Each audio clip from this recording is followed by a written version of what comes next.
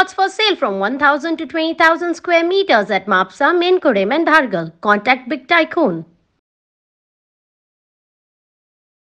निरो पूर्वी काढू हां तिचे हाटे सगळे स्टँड शिवचे लागता हां बोंडू क्रश करपा खातीर ओके आनी नंतर तूं साठोवपाक सगळे बरे स्टँड रस तो रस फक्त रस आता आम्ही पळयता जवळ जवळ न्हू पेडणे तालुक्यातले खूपशे आम्ही पळयता हे भट्टे हे फकीर पाटो ह्या पत्रादेवी बॉर्डरीर कितें कारण आसूंक शकता भायले मुट्टे काय भायले मुट्टे मुट्टे सिंधुदुर्गातले गोंयान उपलब्ध ना इतले काजू ना भट्टीच म्हणटात आमी ताका कितें म्हणटात भट्टी म्हणटात म्हणजे रस बॉयल करपाचे इंस्ट्रुमेंट हितून आता रस घालप भितर रस घालप रस घातल्या उपरांत उजो लावप काय उजो लावप आणि मागीर तेका हेतूर मागीर वाफ जाता तेची वाफ जाता आनी त्या वाटेन पडटा ते हुर्राक ओके ते हुर्राक मागीर हे ब्रेवरीज न्हू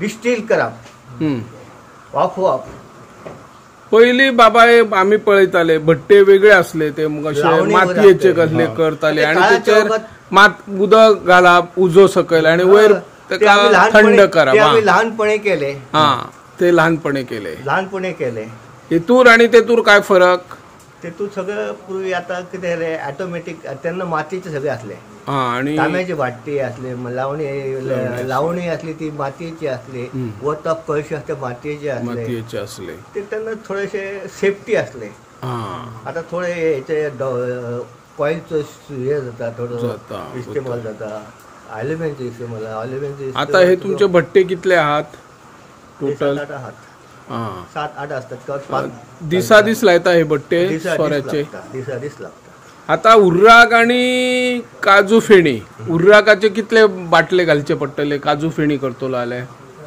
काजू फेणी करचे निम्मे जाता निम्मे उर्राक जर घातले 1 लिटर हे आपले 1 कळसो धरया 1 कळसो उर्राक 20 लिटर घातले तर 10 लिटर फेणी मेळटली 10 लिटर फेणी पण त्याचे डिग्री असता थोडे डिग्री म्हणजे ते ग्राम वापरताले आणि अशी एक म्हण आली की ह्या सोऱ्यान साखर बी तसो वापर जाता काही भागात होता काही भागात होता तुम्ही काका करता साखरेचा अजिबात हांगा ह्या भागात प्युअर तुमचो शुद्ध वर्षापासून हे भागात हाडे कोणे साखर वापरिना काजू कितें करतात हे हय प्रोसेस भट्टेत घालून ड्रायड केलेले काजू पॅकेजिंग ओके पॅकेजिंग 200 ग्रॅममध्ये सिलेक्ट करप आणि मागीर ते पॅक करप हे तो काय असता प्रोसेस उर्राक करतलो जाल्यार मुट्टे क्रश करून मागीर तेचे रस घेवप तो 1 दिवस आंबवप ते हे वता आणि मागीर ते भट्टेक घालप काय आणि ते वाफवप स्टीम त्याची स्टीम करप रसाची ओके आणि मागीर ते हुराक जाता ते जर पुन्हा डबल डिस्टील करप कलेक्ट केले तर मग त्याची फेणी बनता आणि आम्ही आजपासून आमच्या आज्यापासून ते चालू आहा हो सुपले काजू फोडपाचो साधारणपणे 10-15 वर्ष झाला बाबा आता म्हाका सांगा हे आता आम्ही हांगर पळयले हे मशीन एका काजूचे 2 भाकला जाता काय प्रोसेस काय हे प्रोसेस हे ऑटोमॅटिक कटिंग मशीन हा काजूचे हिरवे काजी काय भाजलेले काजी बॉईल केलेले बॉईल करप बॉईल म्हणजे की बॉईल करप म्हणजे स्टीमीचेर वाफवप आणि मागीर ते 1 दिवस थंड करून मागीर ते कटराक दिवप कटर मागीर एकाचे 2 करता काय अनकट जाता ते पुन्हा हँड कटरान फोडूचे लागता ते मागीर समजा कटिंग केले काय मागीर ते ओले मोव असतात काजू ते भट्टेत घालून मागीर तेका कडकपणा हाडपाचे आणि आम्ही भाजून म्हणतात ते भाजता ते काजी काय प्रोसेस ड्रम रोस्टेड म्हणतात किंवा चुलीत भाजतात तसे ते पण ड्रमात भाजतात ड्रम रोस्टेड ते आम्ही करिना तुमच्या आता काजूचो ब्रँड आहा कितें काय कशा नावान मेळटा स्वतः निर्माण केला M1 मौलनकर नंबर 1 आता हे काजू कसल्या जातीचे हे आम्ही बियो M1 फोडता आणि काही दुसरे फोडता आता तुम्ही प्रगतशील शेतकरी म्हणून फेमस आहात. खयच्या क्षेत्रातून किंवा खयच्या राज्यातून तुमका कृषी पुरस्कार बी मेळ्ळ्यात? म्हाका सावंत जे तो कृषी मित्र म्हणून पुरस्कार मेळ्ळेलो आहा जिल्ह्यातून, सिंधुदुर्ग जिल्ह्यातून कृषी मित्र. आणि नंतर पर्रीकरांच्या तर म्हाका कृषी विभूषण पुरस्कार आमचो गोंयचो पुरस्कार. आणि हांव कृषी पदवीधर ना, पण पुस्तकां शिकन हांव कृषी मध्ये प्रगत झालो. किंवा भेटी दिवन कोणा सायंटिस्टाक हाडप, इथे हांगा हाडप, हेका दाखोवप, म्हाका टी मॉस्किटो दाखय, रोटो कसो काडपाचो दाखय, हे सगळें काडून मी स्वता गेलो. माझे क्वॉलिफिकेशन आहा BFA, बॅचलर इन फायन आर्ट. फायन आर्ट केलं. पत्रादेवी फकीर पाटा या ठिकाणी जे आपले प्रगतशील असे शेतकरी आहेत, राजाराम मावळणकर, या प्रगतशील शेतकऱ्यांच्या बागायतीमध्ये आणि त्यांची पारंपरिक पद्धतीने हुर्राक आणि हुर्राकापासून काजू फेणी कशा पद्धतीची निर्मिती केली जाते याविषयी आम्ही माहिती घेण्यासाठी या ठिकाणी आलो आहोत. त्यांच्याकडे मन मोकळेपणे बोलत असताना जे आपले सरकार आहेत, मग राज्य सरकार असो केंद्र सरकार असो, या पारंपरिक व्यावसायिकांना जर वेळोवेळी अनुदान मिळालं आणि एखाद्या वेळी नैसर्गिक आपत्ती आली, नुकसान भरपाई त्यावेळी मिळणे गरजेचे आहे. आज प्रगतशील शेतकरी राजाराम मावळणकर हे केवळ आपल्या गोव्यापुरती मर्यादित नाही, सिंधुदुर्ग महाराष्ट्रामध्ये त्यांचा मोठ्या प्रमाणात या काजू व्यवसाय, पारंपरिक पद्धतीने काजू फेणी काढणे, हुर्राक आणि काजू बिया, काजूगर म्हटलं जाते, ते सर्वत्र त्यांचे पोचलेले आहे. काजूगर तयार केले जात आहेत.